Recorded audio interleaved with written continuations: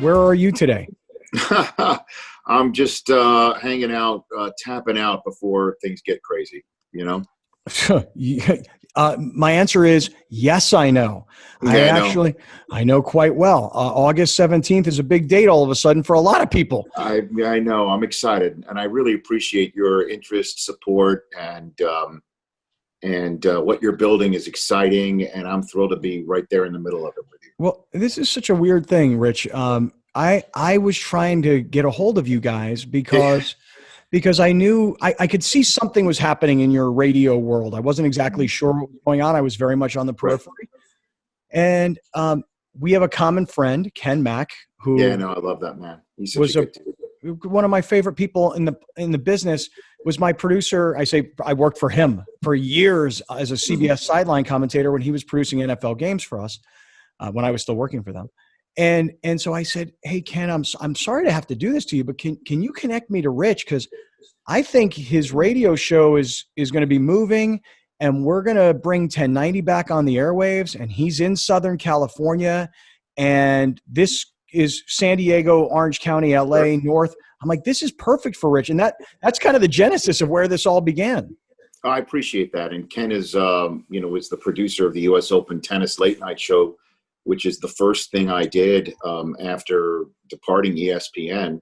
I did that a few weeks before NFL Network launched in 2003, and then in 04 and 05. So, and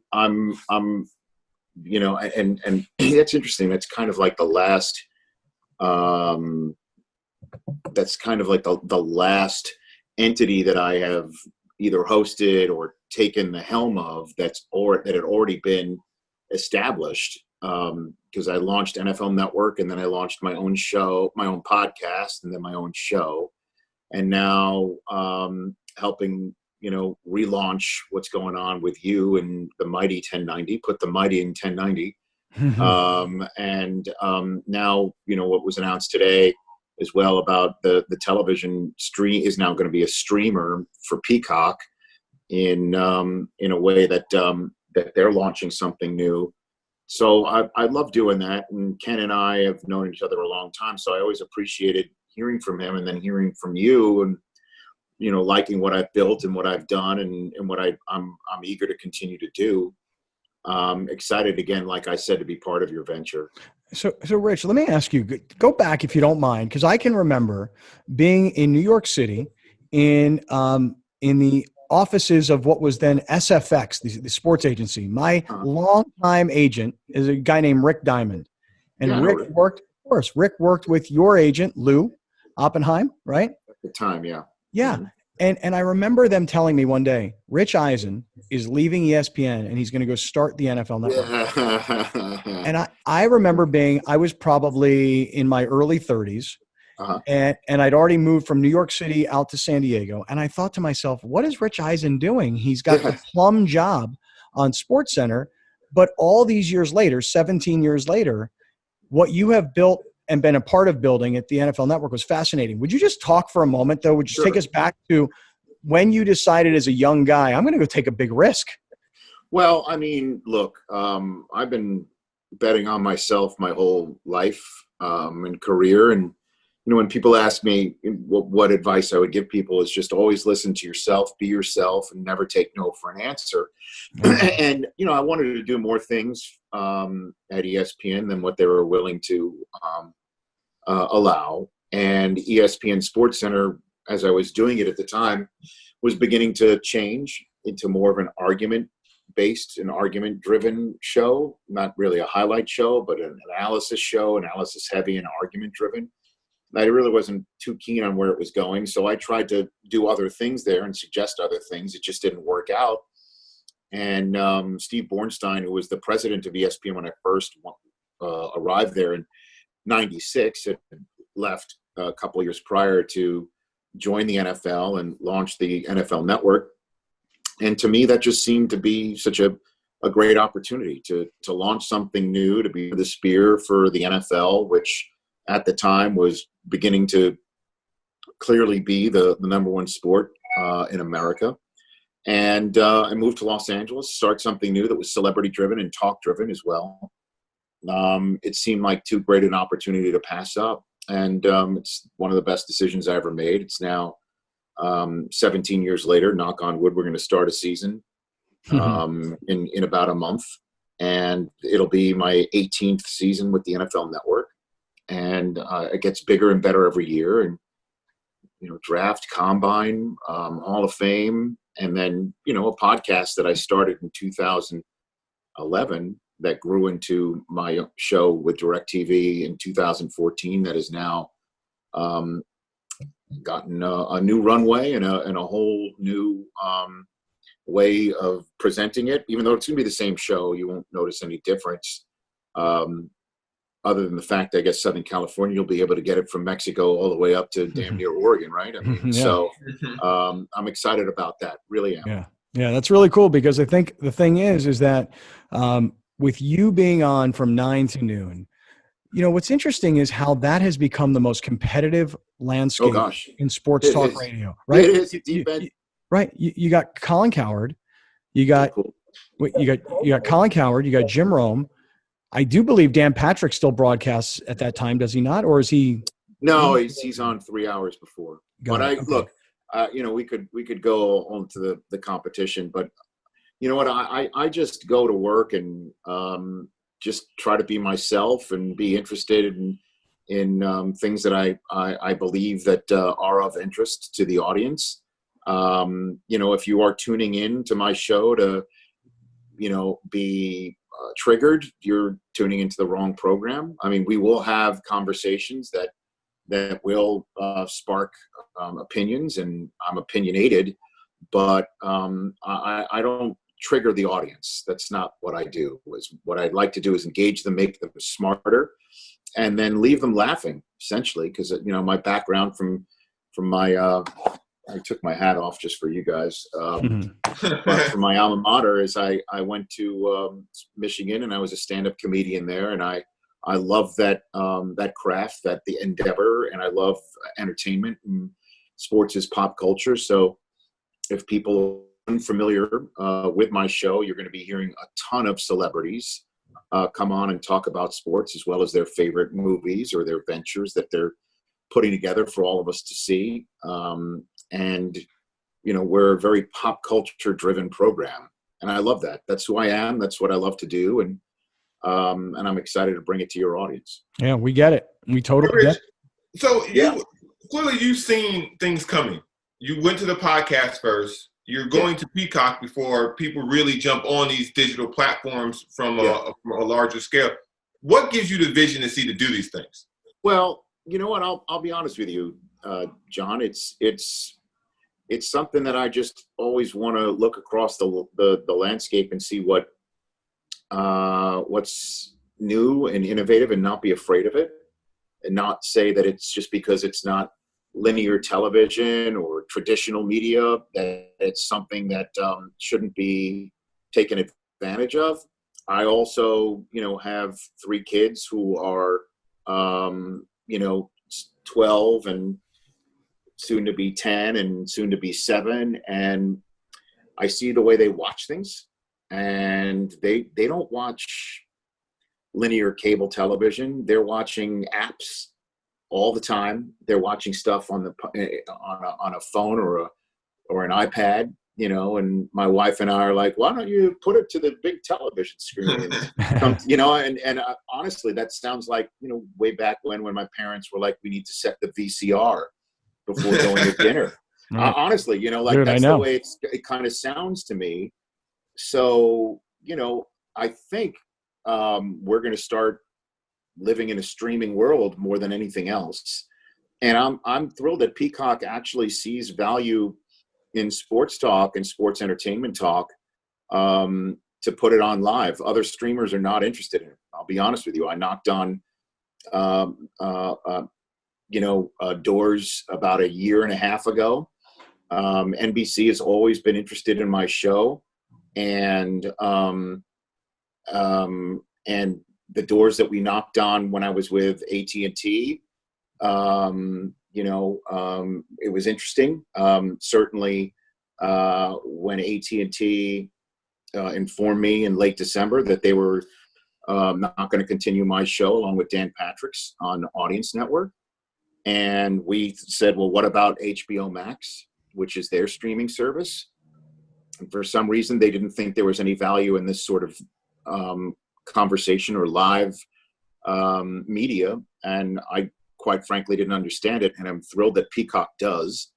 And Peacock being associated with NBC Sports as a remarkable sports platform. And then Peacock, I don't know how much you guys have tooled around on it. It's an incredibly useful or easy to use app with tons of great movies and great TV shows that I'm going to be thrilled to alert everybody that's on there and have them, the stars of those shows, whether it's from Cheers from back in the day or any of their new shows on my show, to talk some sports and go from there and see where it can take us, you know. And like I said, the people at Peacock and NBC Sports were wide open to the conversation, and I'm really excited about it. I'm just going to install it right now. I'm seriously, I haven't played around with it. No, I haven't played around. Okay, I haven't played around with it at all. And the thing is this: so many of the things that you're talking about resonate with me. What years were you at Michigan? 96 from a part of 86 to 90. Okay, so I'm about the same age. I was at Pitt 88 to 92. Did the exact same thing. I swear to God, I've never heard you talk about this. Did the exact same thing. I was playing football. I was the Jewish football player. But on Sunday nights, I was at the Funny Bone downtown Pittsburgh trying to work my act, you know? And he's still trying to work his act, by the way. I love it. You know, it's working. True. It's going all right, man.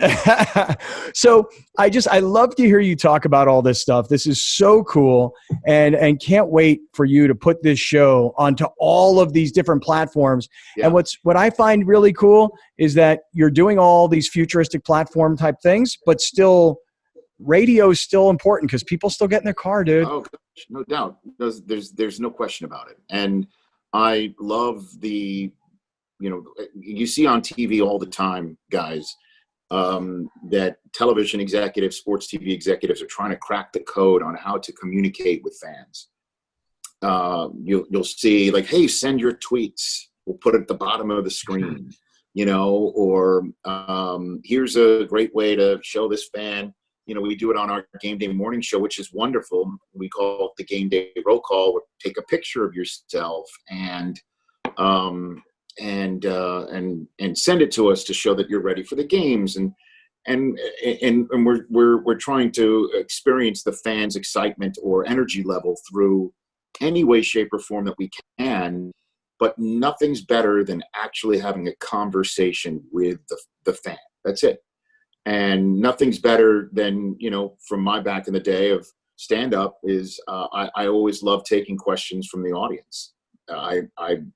Whenever I do a public speaking engagement, I basically say, look, I'll give you 5-10 minutes of what I think, but I think I'd rather hear what the fans want to know and let them line up and let them go. And I don't need to have the questions vetted beforehand. I'll just go back and forth. I love it. And that's what radio provides. And that's when, you know, last couple of years when the NFL Network was kind enough to hook up with my show for the schedule release show, to me, you know, what better, it's the perfect example. We try to crack the code for years about how to get fans talking about their team's recently released schedule.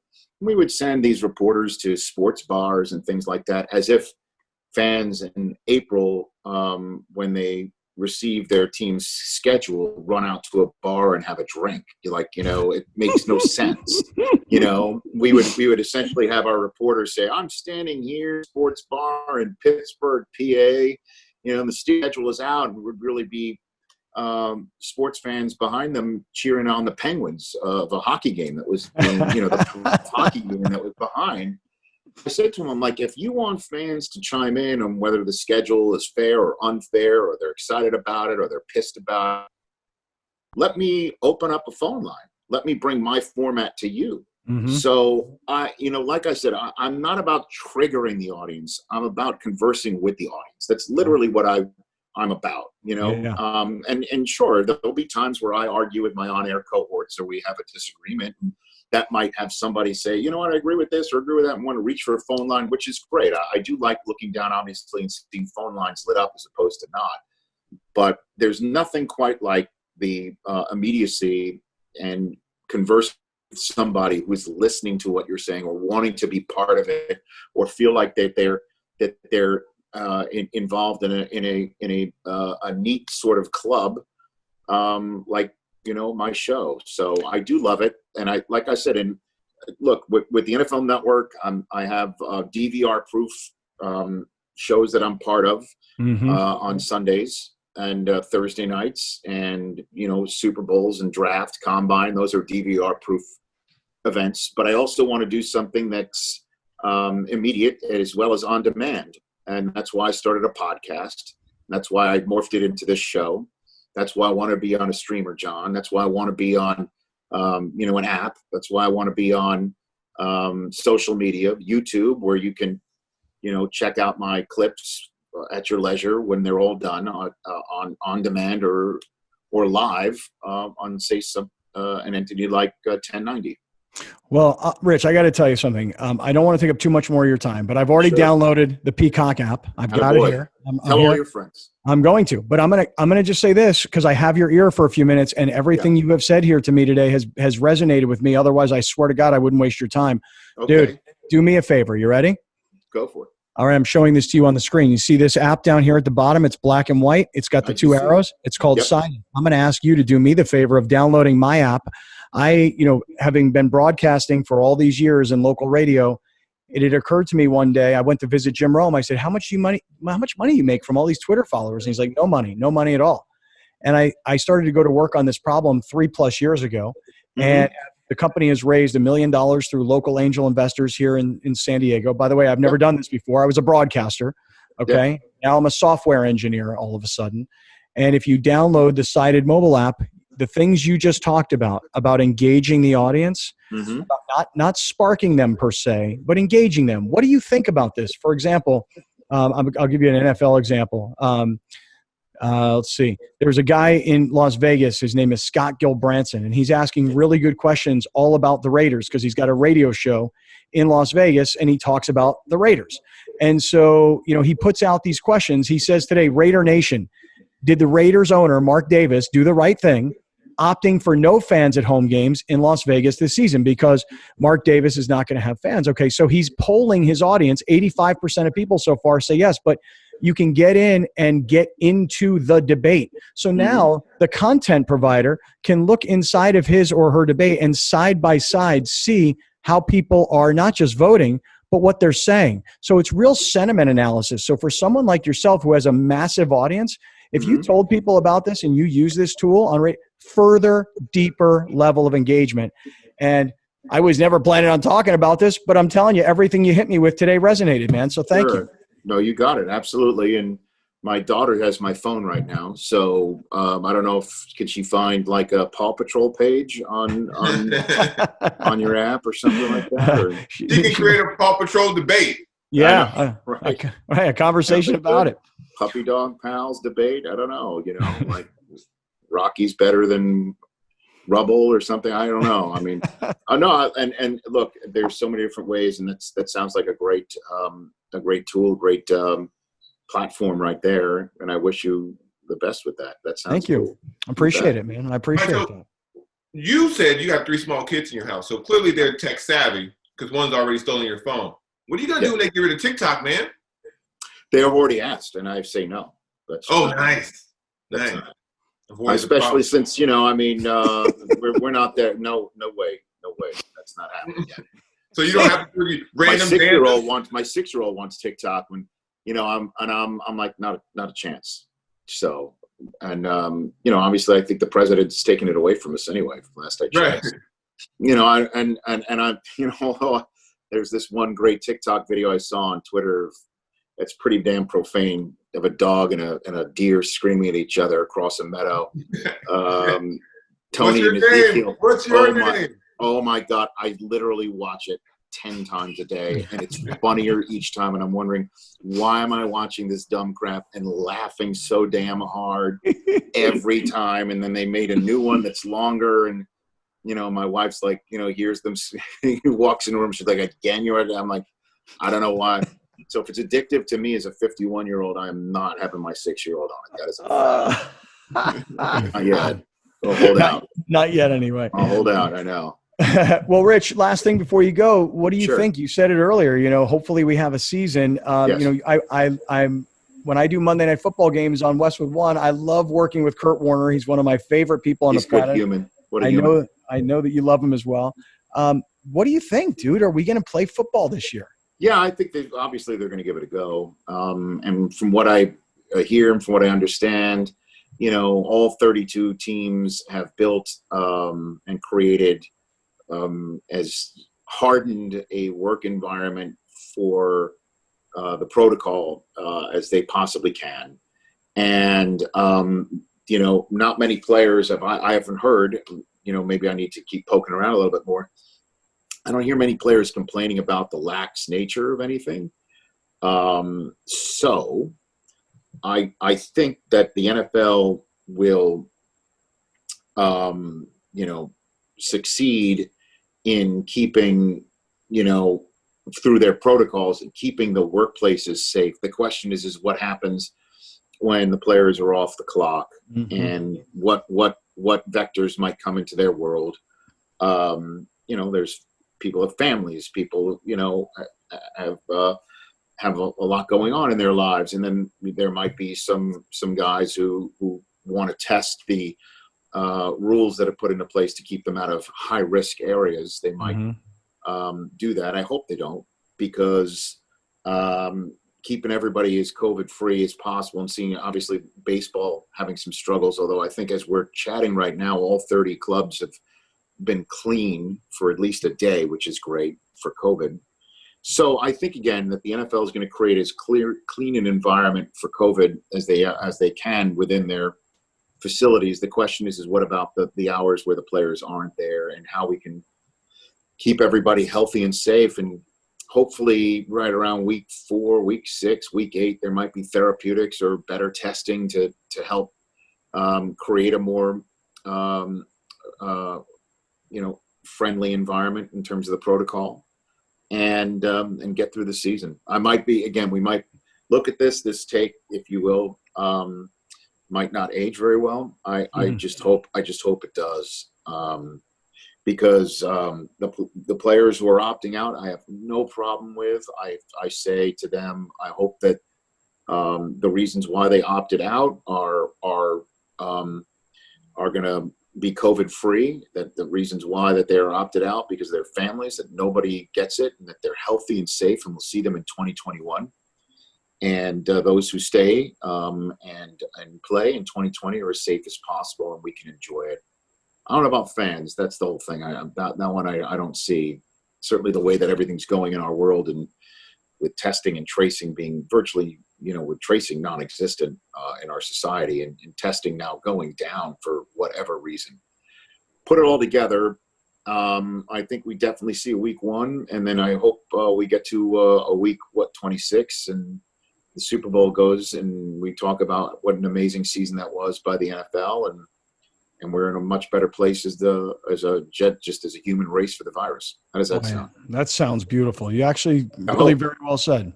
I hope so. Yeah. In the meantime, we've got lots to talk about on the 17th. Yeah, that's exactly right. Hey, Rich, go back into whatever mode you were in. We thank you for your time. Thanks for downloading the app. I've downloaded the app. I can't wait to watch, listen, play, Sure. And we're looking forward to listening to you on the radio on the 17th. I appreciate it, and look forward to being partners with you. This will be a lot of fun, and just let me know whatever you need from me, and let's keep this going. I'm excited, and thank you for your interest. Yeah, thank you. Oh, man, real pleasure. Thank you, man. Appreciate you. You got it, guys. You be well.